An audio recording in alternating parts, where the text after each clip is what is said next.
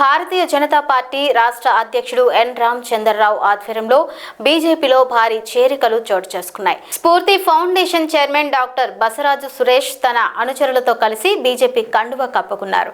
ఈ సందర్భంగా పార్టీ నాయకులు మాట్లాడుతూ తెలంగాణలో బీజేపీకి రోజురోజుకు ప్రజాదరణ పెరుగుతోందని పేర్కొన్నారు.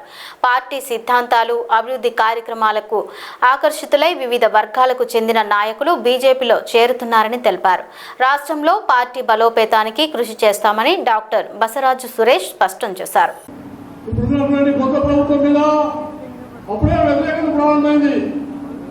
దయచేసి గ్రామానికి వెళ్ళి ప్రభుత్వ వ్యతిరేకతను ఉపయోగించి అనేకమైన ఉద్యమాలు చేయడమే బీజేపీని తెలంగాణలో ముందు పెట్టమని నేను మీకు సభాముఖంగా చేస్తున్నాను. గ్రామానికి వెళ్ళాల్సి వస్తుంది. చివరిగా రేవంత్ రెడ్డి ముఖ్యమంత్రి అయినాడు. ఆయన అనేకమైన విషయాలు మాట్లాడుతున్నాడు. మాటలు వేరు, చేతలు వేరు, చెప్పడం వేరు, చేయడం వేరు. ప్రత్యక్షంగా ప్రజలు నమ్మే పరిస్థితులు లేరు.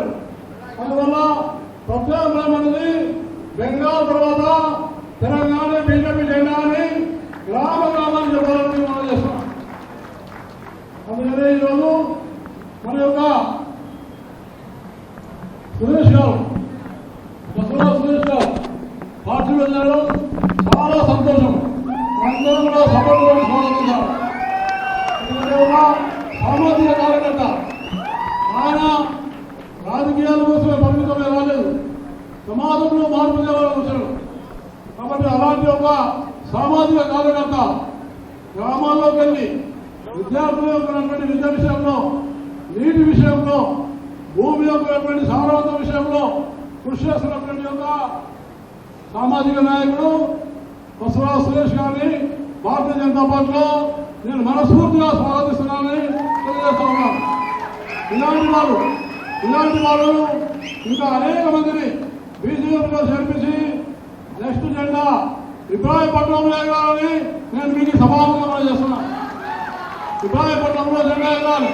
తెలంగాణలో బీజేపీ అధికారంలో రావాలి.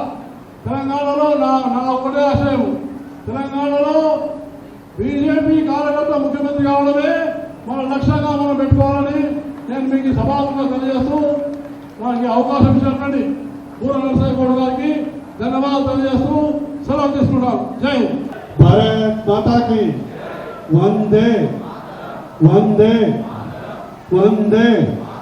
BJP BJP.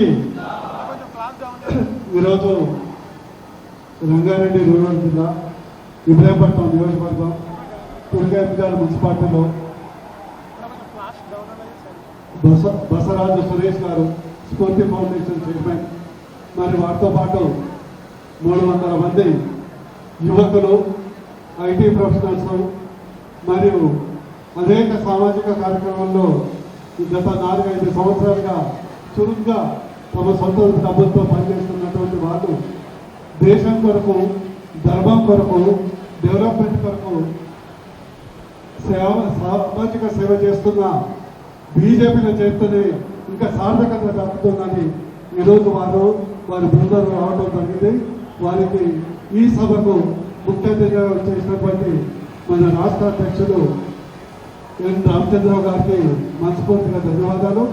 అంటే జిల్లా అధ్యక్షులు రాజగోపాల్ గారికి, మరియు భాషా గారికి, నర్సన్నకు, కిషోర్కు, దయానందకు, అదేవిధంగా వేదిక మీద ప్రతాపన్నకు, మన అంతర్శ్రీరావుడు అశోక్ గారికి, రసిరెడ్డి గారికి, మన ఈ యొక్క మున్సిపాలిటీ డివిజన్ అధ్యక్షుడు నరసింహారెడ్డి గారికి, రామరెడ్డి గారికి, రవీందర్ గారికి, ఇంకెవరన్నా మన అంజన్నకు, పొట్టిరామ గారికి, ఇంకెవరి పేరు మర్చిపోతాను భావించారు. మన జనరల్ సెక్రటరీ నారాయణ యాదవ్ చాలా కష్టపడ్డారు.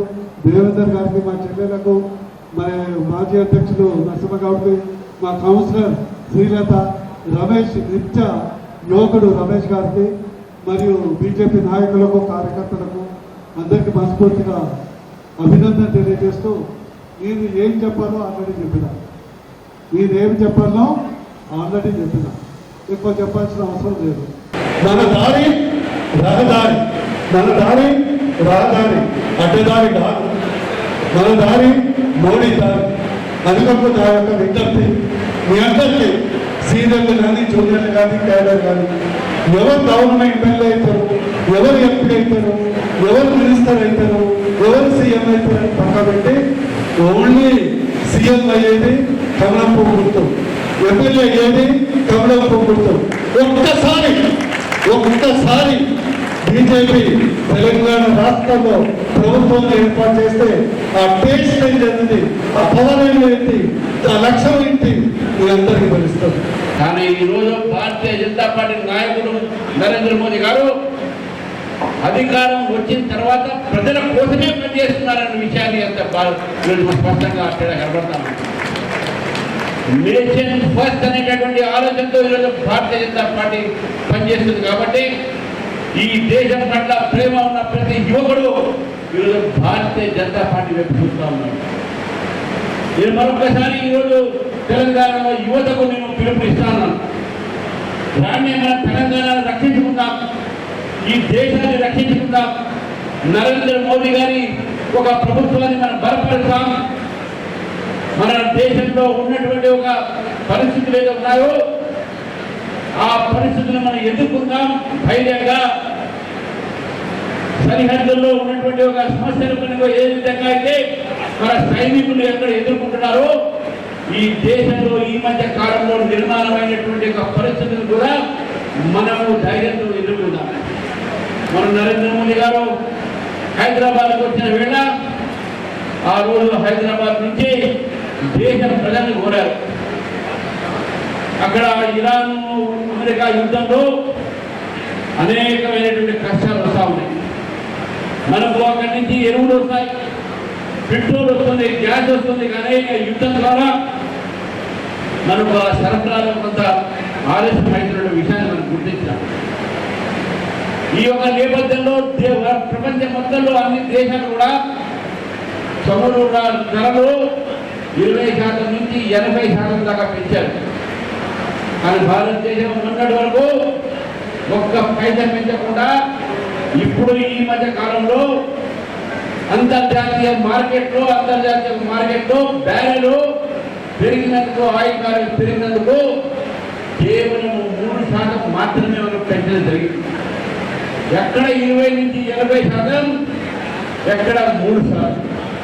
ప్రజల మీద భారం పడకుండా, గ్యాస్ ధరలు పెంచకుండా, పెట్రోల్ డీజిల్ కేవలం నామ మాత్రమే పెంచి ఈ రోజు సామాన్య ప్రజల్ని దేశంలో ఊరడకం చేసి ప్రయత్నం చేస్తూ ఉంటే ఈ కాంగ్రెస్ పార్టీ, ఈ బీఆర్ఎస్ పార్టీ ప్రజలను తప్పుదారి పట్టిస్తా ఉంది. ఇలా కేటీఆర్ గారు మాట్లాడారు. నరేంద్ర మోదీ గారు హైదరాబాద్ వచ్చి హిందో పలకారంట. అది మీ కోసం కాదు, దేశం ప్రజల కోసం వారు ఇచ్చినటువంటి ఒక సలహా. బంగారం కొరమని చెప్పలేదు, బంగారం కొరతో కూడా చెప్పలేదు. ఒక ఏడాది మాత్రము మనం కష్టపడితే, మన సొమ్ముని మన దగ్గరే ఉంచుకుంటే, మన విదేశాలకు మన సొమ్ముని పంపించకుండా మన ఫారెన్ ఎక్స్చేంజ్ మనం కాపాడుకుంటే మన ఆర్థిక వ్యవస్థ బలంగా ఉంటుంది, ఈ దేశం సురక్షితంగా ఉంటుంది, ఈ దేశం కూడా బలంగా ఉంటుంది అనే విషయాన్ని మనం చెప్తే వీళ్ళకి నచ్చలేదంట. ఈరోజు కాంగ్రెస్ పార్టీ, బీఆర్ఎస్ పార్టీ ఇద్దరు కూడా కలిసి బీజేపీని పెరగకుండా చేసే ప్రయత్నంలో వాళ్ళు ఉన్నారు. ఒకరి భుజస్తంభం మీద తుపాకీ పెట్టి బీజేపీని కాలుస్తున్నారు. కాంగ్రెస్ భుజస్తంభం మీద పెట్టి మా మీద కలుస్తున్నారు. అదేవిధంగా కాంగ్రెస్, బీఆర్ఎస్ భుజస్తంభం మీద పెట్టి తుపాకీ కాలుస్తూ ఉన్నారు. కానీ బీజేపీ మీద భయపడేది లేదు. బీజేపీ పెరుగుతూ ఉన్నది. రేపు జిహెచ్ఎంసీ ఎన్నికల్లో కూడా ఈ 3 ప్రాంతాల్లో కూడా బీజేపీ మేయర్ గెలుస్తుందని చెప్పి నాకు పూర్తి నమ్మకం ఉన్నది. అందుకే ఇంత పెద్ద ఎత్తున యువకులు ఈరోజు బీజేపీ చేరుతూ ఉన్నారు. చాలామంది ఈరోజు బీఆర్ఎస్ పార్టీలో కానీ కాంగ్రెస్ పార్టీకి అసంతృప్తిగా ఉన్నారు.